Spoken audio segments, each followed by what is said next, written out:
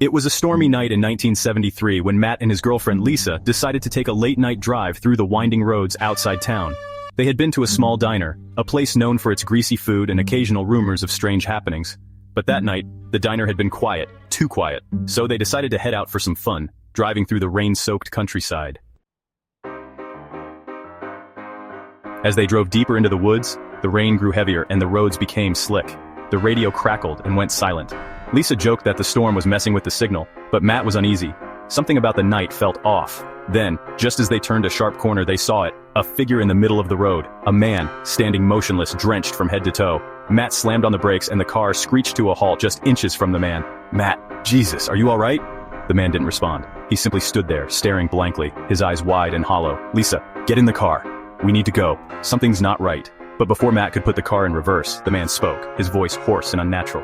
"Man, don't go down that road." "Lisa, what does he mean?" The man didn't respond. Instead, he slowly raised his hand and pointed toward the dense woods on the side of the road. His finger trembled as he gestured, as if warning them. "Man, please just go," he rasped, before slowly backing away into the shadows. Matt hesitated, but eventually pushed the car into gear. The wheels spun, and they drove past the man, who remained standing at the edge of the road, still watching them as they disappeared into the rain. For the next few miles, the tension between them grew. Lisa tried to calm her nerves, but something in the air felt oppressive. And then, as they came around another bend, they saw it. A dilapidated old house hidden in the woods. The windows were shattered and the door hung crookedly on its hinges. The house looked abandoned, but something about it felt wrong, like it was waiting.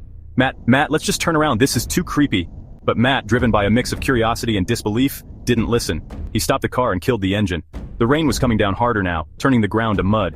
He got out of the car despite Lisa's frantic protests and walked toward the house. "Matt, stay here, I'll be right back," he said, more to reassure himself than her.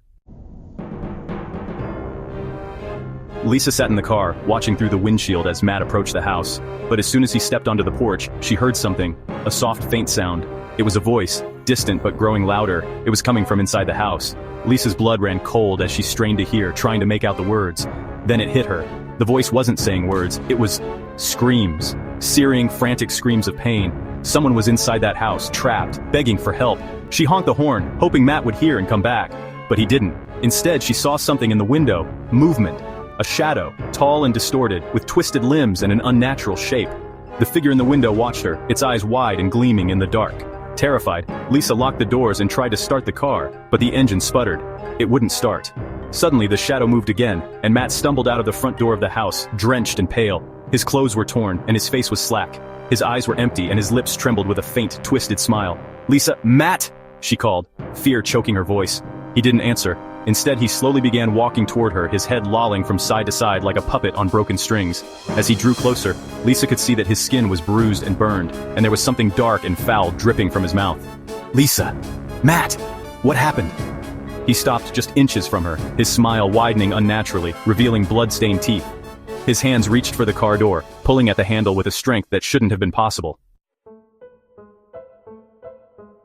And then, she saw it. Behind him, in the shattered window of the house, the true horror emerged. A grotesque figure, its face a twisted mockery of a human, its mouth dripping with something black and foul, was slowly crawling toward them, its body contorting unnaturally.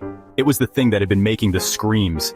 As the thing reached for the car, Lisa screamed and finally managed to get the door open. She threw herself into the driver's seat, slamming the door shut. But as she looked out the window, she saw Matt standing there, staring at her with hollow, empty eyes. And behind him, the thing stepped into the road. Lisa floored the accelerator, but it was too late. As she sped away, she looked in the rearview mirror one last time. Matt's twisted figure, smiling in agony, was the last thing she saw before the darkness consumed her.